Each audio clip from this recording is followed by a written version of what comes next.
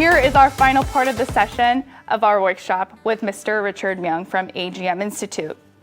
Mr. Richard Myung, he has over 16 years of experience in college admissions, and he is a final aid expert and is currently at AGM Institute. He is, of course, the president of AGM Institute. He has written over 1,200 college aid online columns, along with lots of broadcastings. So, Mr. Myung, if you're here with us, passing on straight to you. Hi, Selena. Hi, Mr. Myung. Hello, everybody. Hi, welcome. Thank you for joining us. Thank you so much. Yeah, thank you so much for giving me this opportunity to present one of the most important issues regarding college financial aid. One of the biggest challenges is many parents and students, they think just filing college financial aid application would be the end of the story, but that is just beginning. If you want to maximize your college financial aid, you must definitely be able to understand each formula and also procedures of the deadlines. And I'd like to share with you some of the newly designed PowerPoint file. So let me share my screen. All right. Today's topic is how to maximize college financial aid and admission rate at the same time. Most of the people, they think, is there any relationship with college financial aid and admission rate? Well, officially not, but we can utilize college financial aid approaching method to maximize your also privileges and admission rate at the same time. So we will definitely study about this area at the end. And first of all, it's me, and as you could see. And we have to get some ideas how much college cost will definitely impact our financial burdens of each household members. And when we have two students are enrolling the college at the same time, it will be a big issue. And currently, the school didn't officialize all the final numbers for 2020 and 2021 financial aid on the official website, so that I'm just giving you an introduction of 2019 and 2020 or the cost of the attendance. As you would see that there is an in-state ratio and also out-of-state ratio for state universities. Of course, there are huge differences in financial aid, the financial need met percent at the end. But private university costs almost the same, but mostly they are over $70,000. And this is the case of the Georgia State. Their living cost is quite inexpensive than the other states. So it could be a big differences by comparing to that of California. And these school lists are the most wishy schools and the most popular schools that our community, the students are applying for. So as you could see that cost of attendance means the all tuition and also book cost, room and board, transportation, various fees, and including personal expenses as well. So what is college financial aid? And most of the people, they think, is there free money or any loans? But actually it includes both of them. So if we categorize college financial aid and the big two types, and there will be merit-based and need-basis. So merit-based is based on personal talents and also relative hours. And need-based financial aid is based on parent and students' income, asset, or how many students are enrolling from the same household in the given school year, or a household size, or a net worth of the business, something like that. And also eligibilities. Most of the people, they think the eligibilities are based on the parents' current immigration status or eligibilities, but actually it is not. It's based only on students' status, whether a student is a permanent resident or U.S. citizen, or even their academic qualification is, as long as they could have GPA over 2.0 out of 4-point scale, would be all right. You know how hard to get lower than 2.0? Of course, it's really hard to graduate high school too, which means that the government wants all students who want to extend their studies at college, they want to actually give the same equal opportunities for the college financial aid. So drug record is really not preferable unless you sold it, and you will be forgiven by signing up some petitions. And international students, of course, there are rare international student financial aid exceptional cases, but over 172 private colleges are actually offering international students according to their current financial status. And undocumented or DACA students, of course, it depends on the state. Some states are very strict, even they don't even give an in-state tuition ratio rate. Or some states like California is in between $28,000 to even $32,000, and state grant will be given for these type of qualification. And this slide shows college financial aid procedure. This is actually a starting point. Since the Obama period, 2 years ago, government actually regulated that they want to use college financial aid application with prior years income and current actual asset status. So which could be started from October 1st. So any rising seniors this year definitely will start filing FAFSA, CSS profile, whatever financial aid applications are starting from October 1st. And each school has a different deadline, and even priority deadline or regular deadline, returning student deadline, or government deadline, state deadlines, and all the deadlines are very important factors to start with. So if you see CSS profile and FAFSA could be started from October 1st, and income tax filing started from January 1st as well. So one of the recommendations for returning students, please do not extend the tax filings, because a school won't evaluate even scratch of financial aid or evaluation unless they receive full required documents. So tax return is one of the most critical income document that school wants to look at it, even not even for financial aid application, but also they want to verify it by tax transcripts or all types of different methods. Okay, this slide is actually a consolidation of entire process of understanding college financial aid.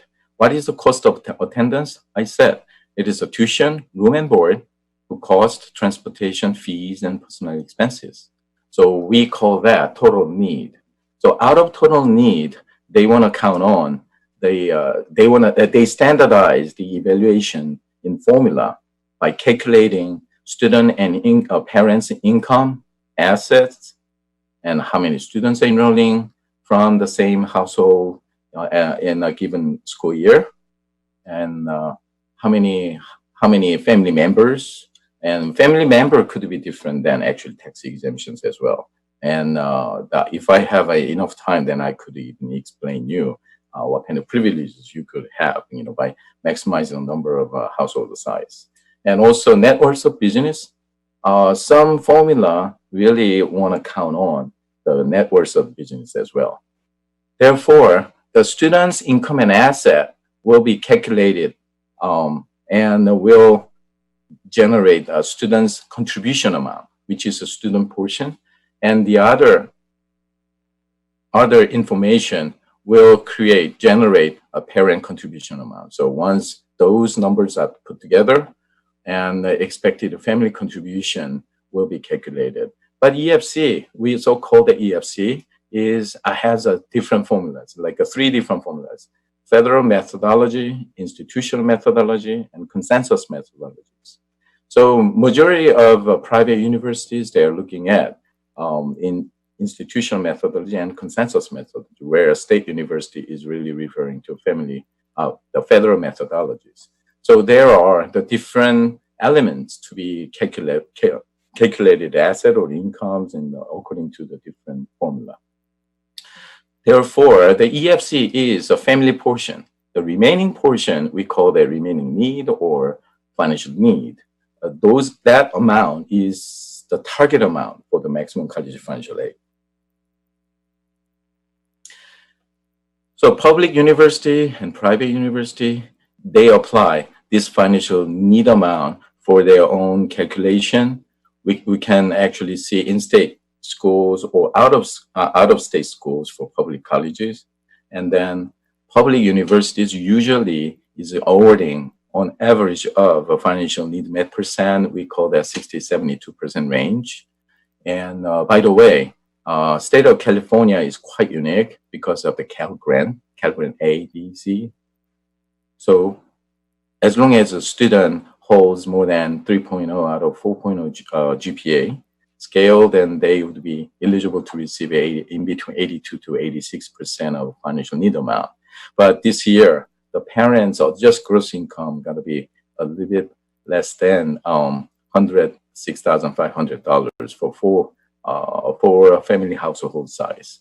But once family household size is increasing, and actually those limits will be increased too.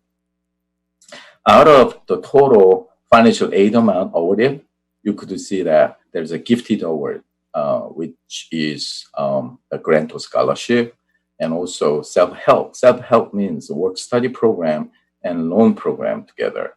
So which would be in between 35 to 45% range of entire financial aid amount.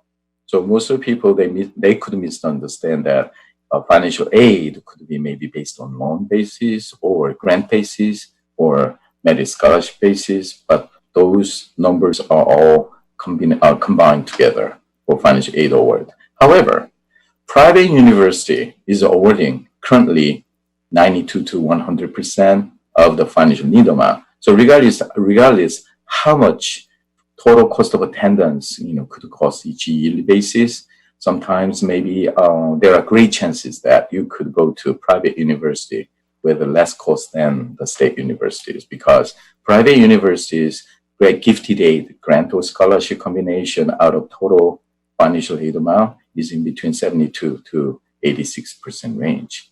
So in most of cases, if let's say someone who is making about $70,000, $80,000 in state of California, they could send their kids to USC with much less cost than the UC schools.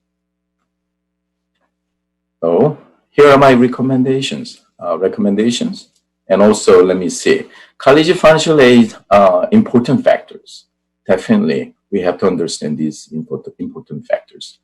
First of all, financial aid applications is very, very important thing, because like admission, counselors could select the students by application. Financial aid application is a very important thing. It is composed of income and asset.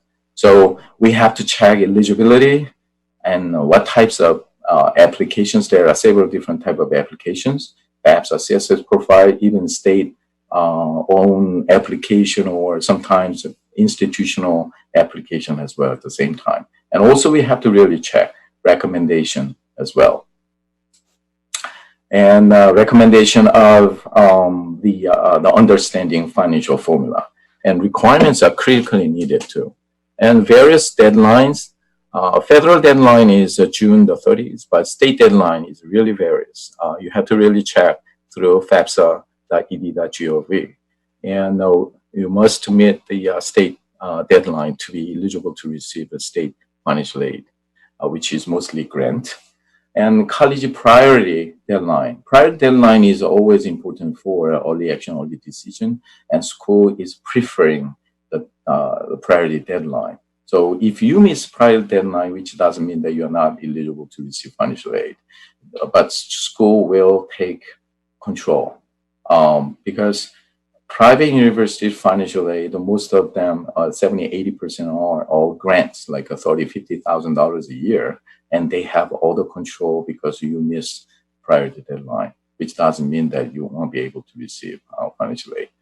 So regular admission students, they have a different deadline, or returning students, they have also a different deadline as well. Financial aid formula, planning, average data, average data is very important thing for your appealing process, because financial aid is based on equal opportunities. If you receive the under-awarded or mis-awarded, then you have to really refer to those data, how much actually shortfall you received other than the school's average. So you should not be discriminated for financial issues at all. And application process, also very important thing.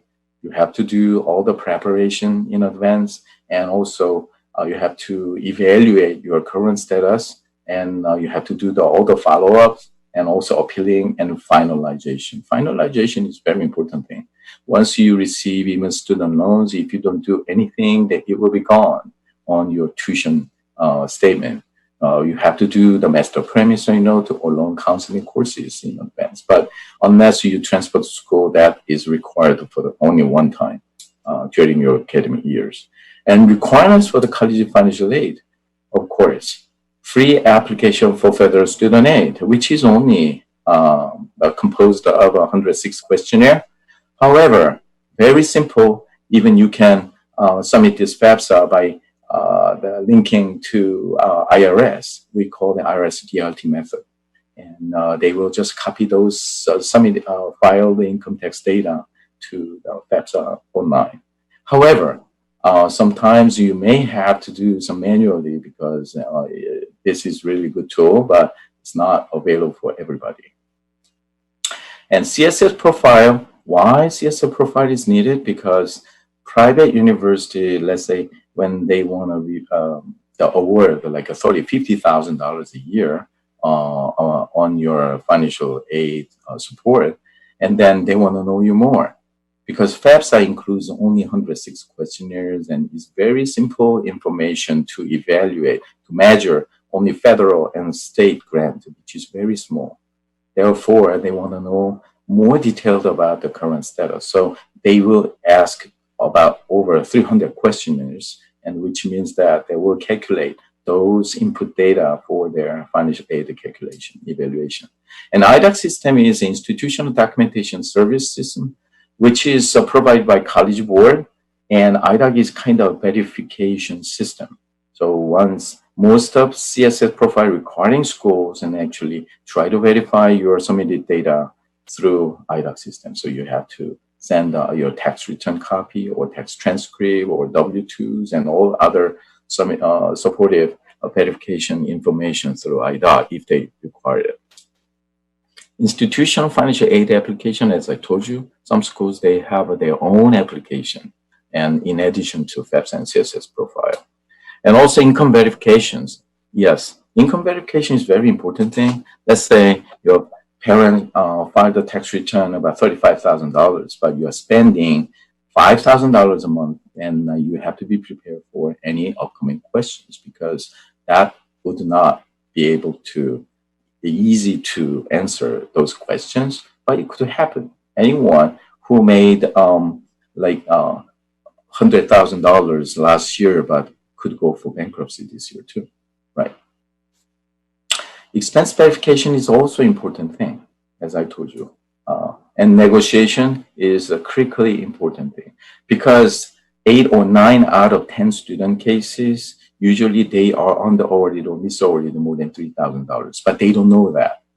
Let's say if you received $58,000 in financial aid, but where you were eligible to receive $62,000. But most of times, and they do appreciate it, they don't know exactly whether or not they got under-awarded or mis-awarded situation. Also, the parents could lose their jobs or lose their income, or they could get unexpectedly incur any medical expenses, like such as financial hardship conditions, and you could go for those appealing process.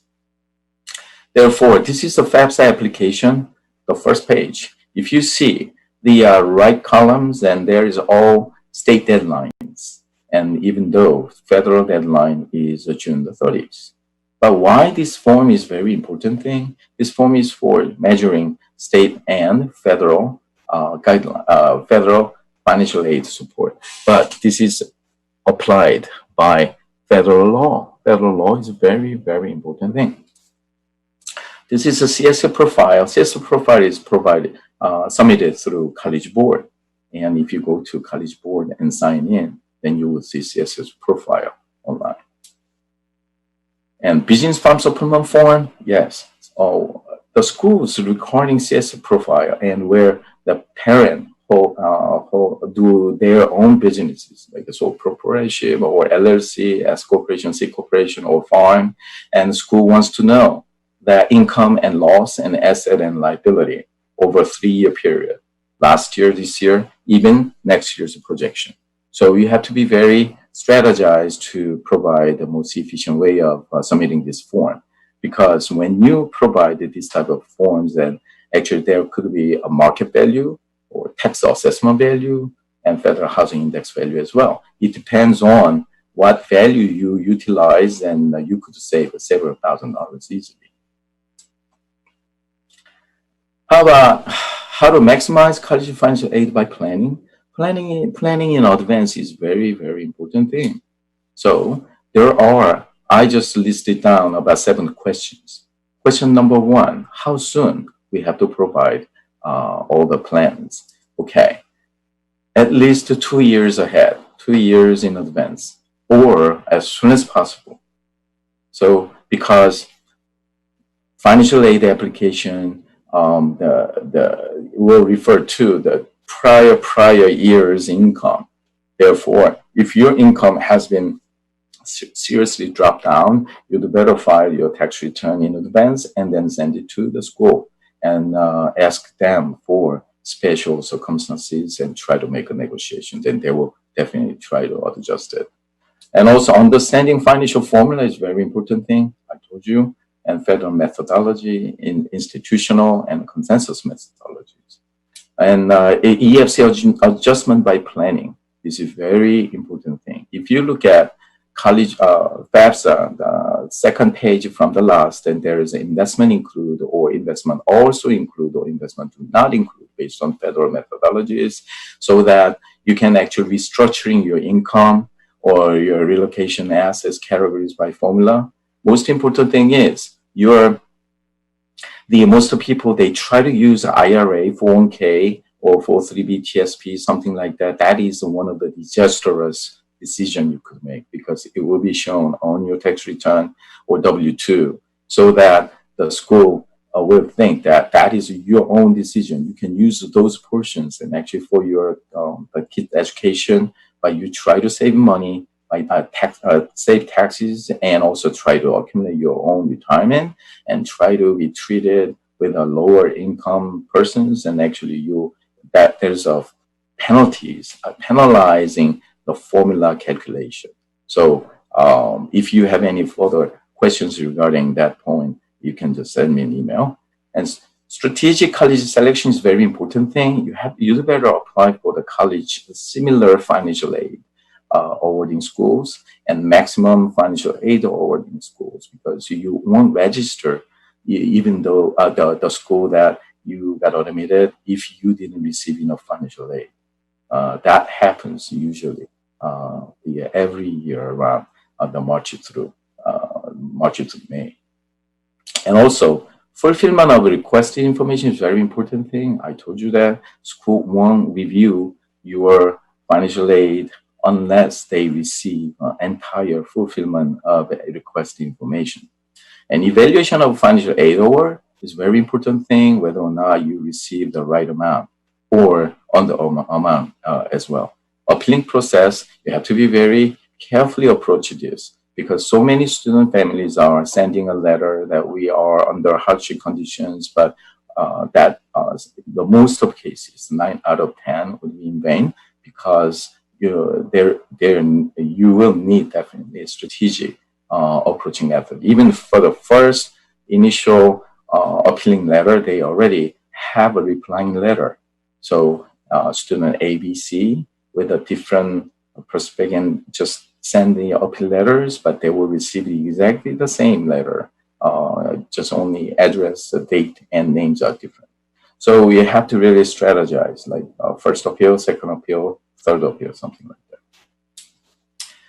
And expected family contribution. I'm just trying to give you a big category of a federal methodology and institutional methodology with the same family, but differently calculated. So EFC calculation factors, there's an income and financial assets, properties or business, and even college savings account. So all red colors would not be a favorable situation for you. So if you see, and then let me see, untaxed income, assets, and rental income or investment income, interest income, they could recalculate how much incomes or assets you could have, and which could adversely affect to your financial aid.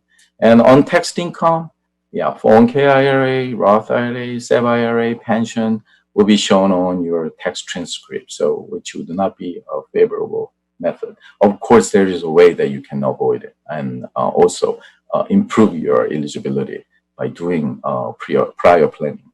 And assets, and also these are the assets for college saving, college tuition purposes. These are the assets that actually could really impact your financial aid. Even though you have a lower income, these dollars, these savings for suppose schedule to be used for college financial aid. So it will definitely increase almost 5 times of your regular asset for EFC. Therefore, first of all, you have to develop a strategy.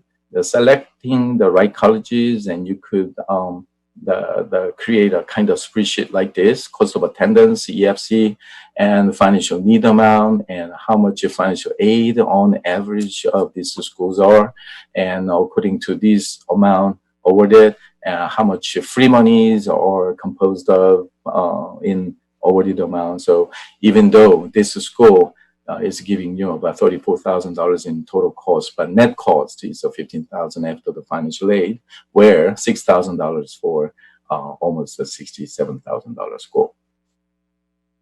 Okay, so this is an information according to the limited time, and actually I would like to just give you so you can review all the changes, even class of 2021 to 2023.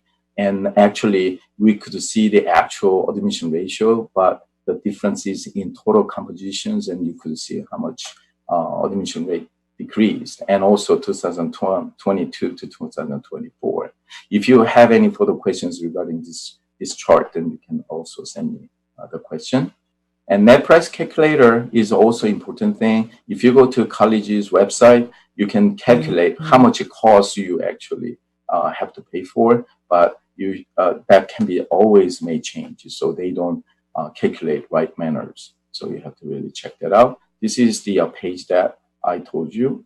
And also appeal special circumstances and under awarded situation and visa awarded situation. And you need a little bit more explanation on this, but if you just review and maybe do a screenshot, you could be able to understand exactly these type of words. So appeal cases. This is the last slide that Boston College case. Like the student received the $35,500, but actually after doing third appeals, and got a $10,000 more grant. So here are all the questions if you could come up with, and my time is up. Mr. Myung, can you hear me? Oh, we're back. Hi, thank you so much for the important information. It's really necessary. We have a couple questions. So Yes. Here's the first question from Miss Julie Lee. How many years tax return do they ask? Is it different for public and private college? Is it last 2 years or 1 year? I believe that the tax return for this year is until this week or next week. So is it the 2018-19? Which one do they file? Yes, it is a good question. If the student is rising senior, and student will register next fall, I mean not this fall, next year, 2021, so that you have to submit your income information 2019 because it is a prior years. But asset is at the time of the FAFSA is processed. Thank you. And Next question. Yep. And another question from Winston Lee is 부모가 살고 있는 집 외에 rental property가 있으면 financial aid를 받을 때 불리하다는 말이 맞나요? 라고 여쭤보십니다. Yes, because that is an investment property. One of the most disastrous is some family actually they rent their primary home and they move out to the apartment, and then primary home is considered as investment property. Not like a stock or a mutual fund bonds is really hard to get rid of, so that your equity value, equity means from the market value, subtracted by the loan balance, which is a pure asset, that could be added to the parents' asset. So if you look at IRS table A7, there is an education savings and asset protection allowance table. So one of the parents who has the older age, and you can see exemption amount around $6,000-7,000. But if your income this year is over $34,500 in adjusted income, then 5.65% of those asset dollar will be geared toward the EFC increase. Got it. Thank you. And another question is, a lot of parents and a lot of families have felt the effects of coronavirus in their jobs. So a lot of shifts in income, maybe your parents got fired or laid off. Wondering, will colleges take that into account for financial aid? And will FAFSA also take that into account due to the changes that have been so fast in the recent months?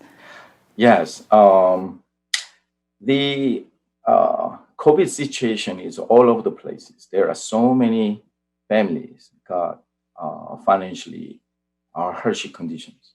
So yes, it is actually true that you can appeal, and school will take into account your current situation. They will definitely try to adjust some financial aid, but not like a stock or bond. School endowment fund is very strategically designed.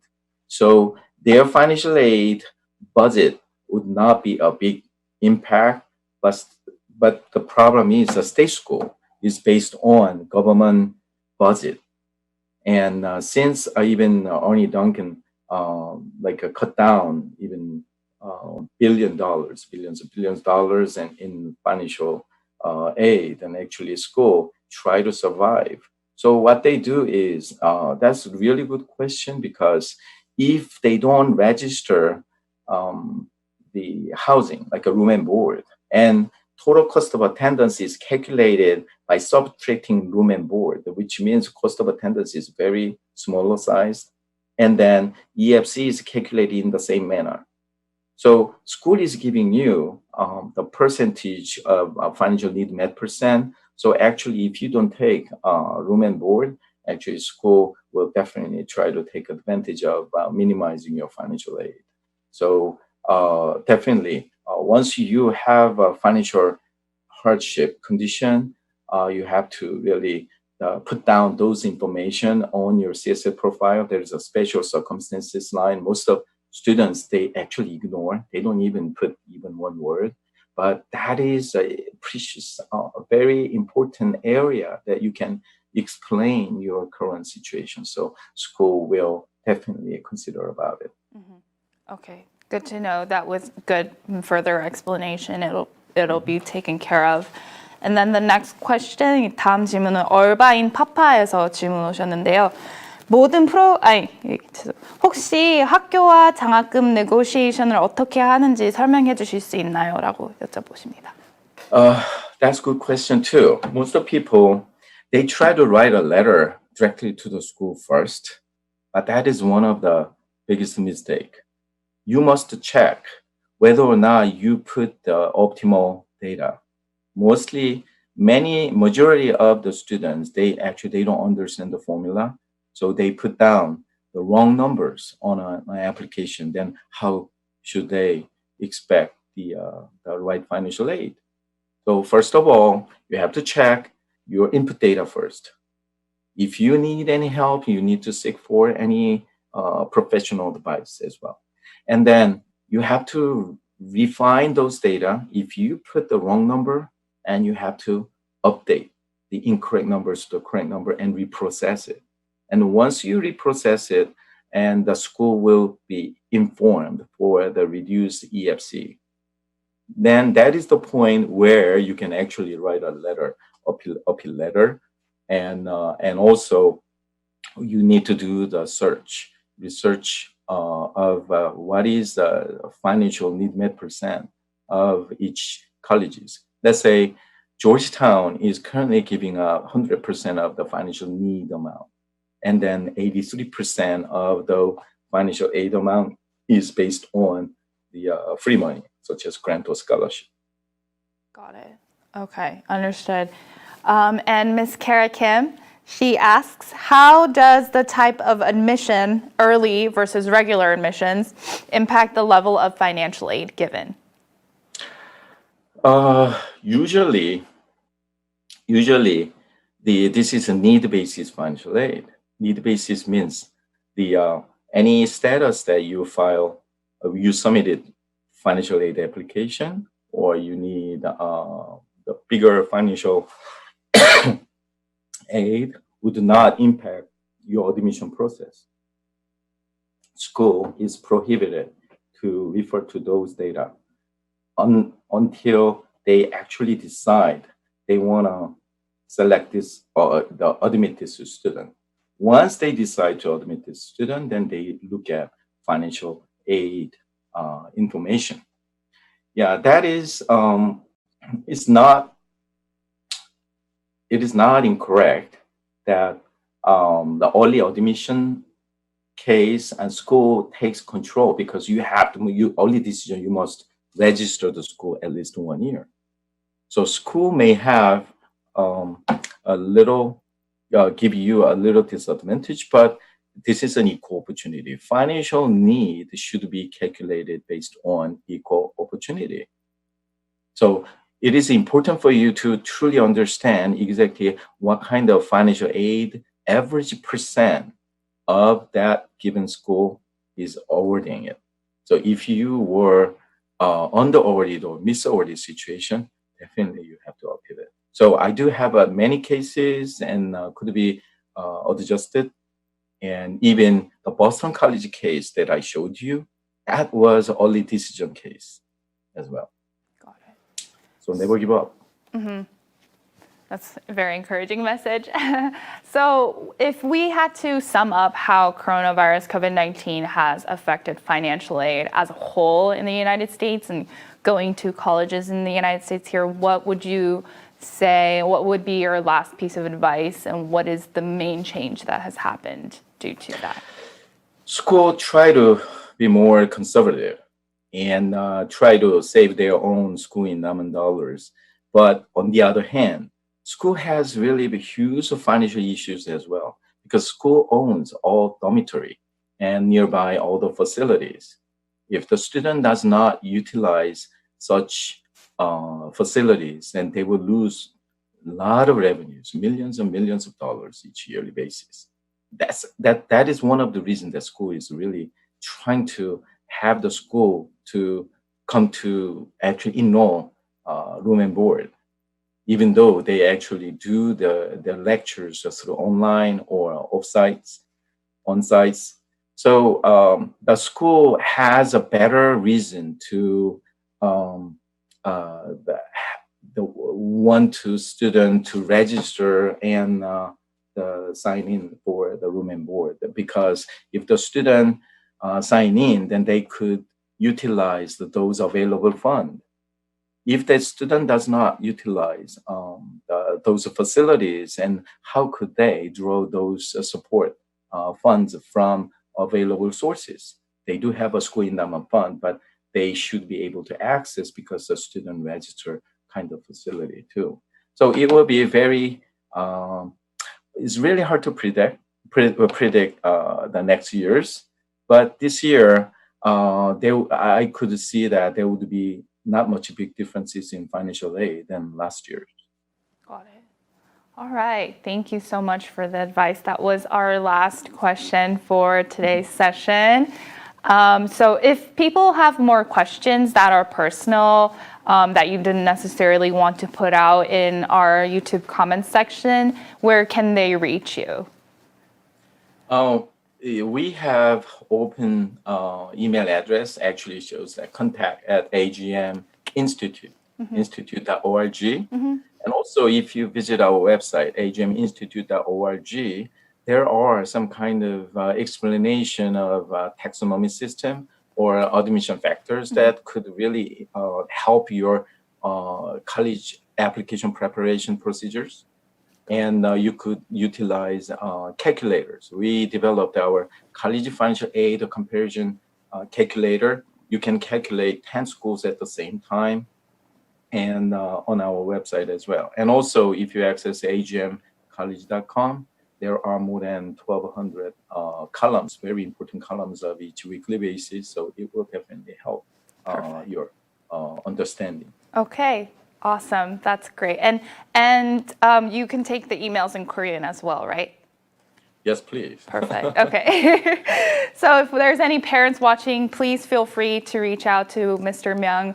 Thank you, Mr. Richard Myung. We really appreciate all that time, all the information and the slides. And of course, it's very important to discuss financial aid at this time in this economy. So thank you again. Thank you. And hope for the best for everybody. Yes, I as well. Okay, have a great rest of the weekend. Have a nice weekend too. Bye.